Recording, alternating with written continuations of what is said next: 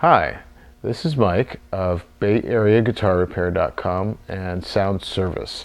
Today we've got a shootout of a few microphones, the Shure SM-57 and the GLS ES-57, and we're also going to be comparing the Shure SM-58 and the GLS ES-58. Of course, the Shure microphones are the industry standards that have been around since the mid-60s. They're virtually indestructible and they sound really great. They're very, very predictable as well, so you always know what you've got when you're using one of these.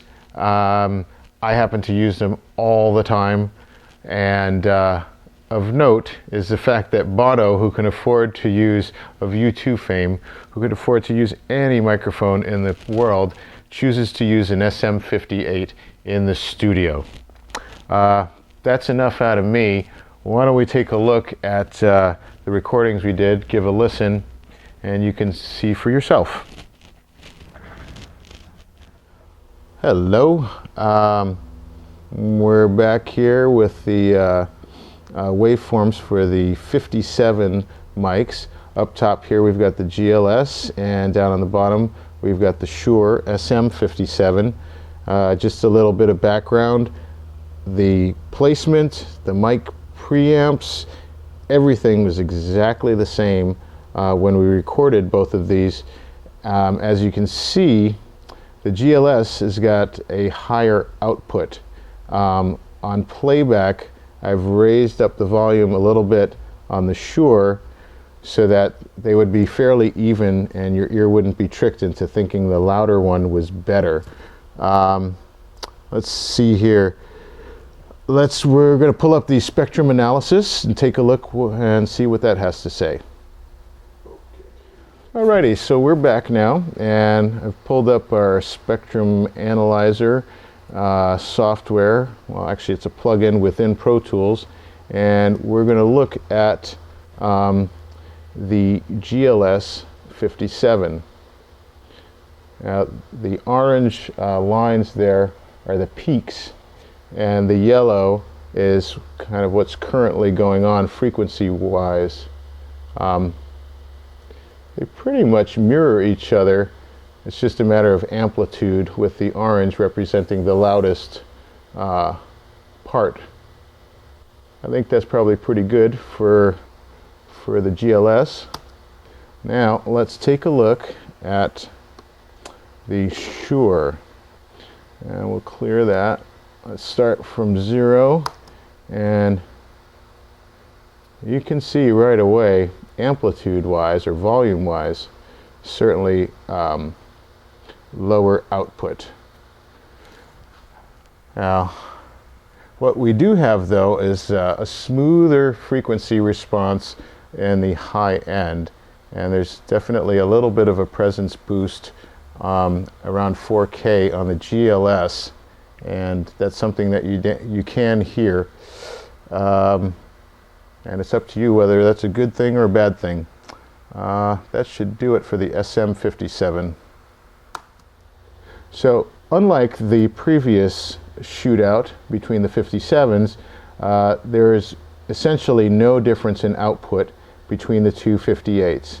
What we'll do now is we'll take a look at the frequency analysis and see how that pans out. Okay, so we're going to play a bit of this GLS 58 and see what the frequency response tells us. So again, this is the GLS, and looks pretty consistent all the way across. It's actually got a more even frequency, a more even output amongst all the frequencies as compared to the 57. Now we're going to take a look at the Shure.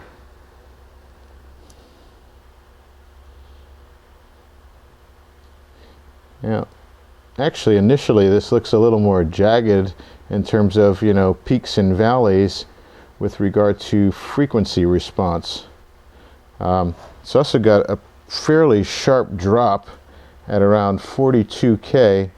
Both mics in the 8K range drop precipitously.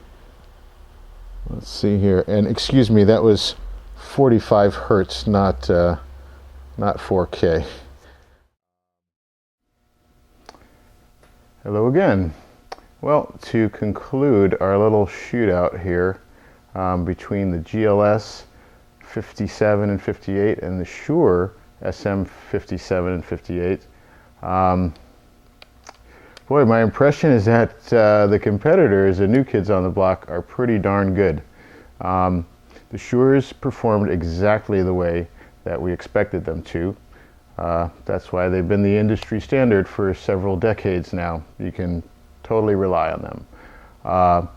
Again, the new kids on the block were surprisingly good, and to be quite honest, in my experience, you can never have enough 57s.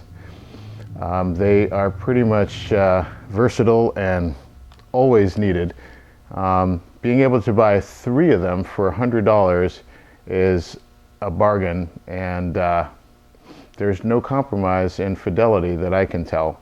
So I'm sold, and I'll be getting at least 3 57s, and perhaps we'll give you an update in the future.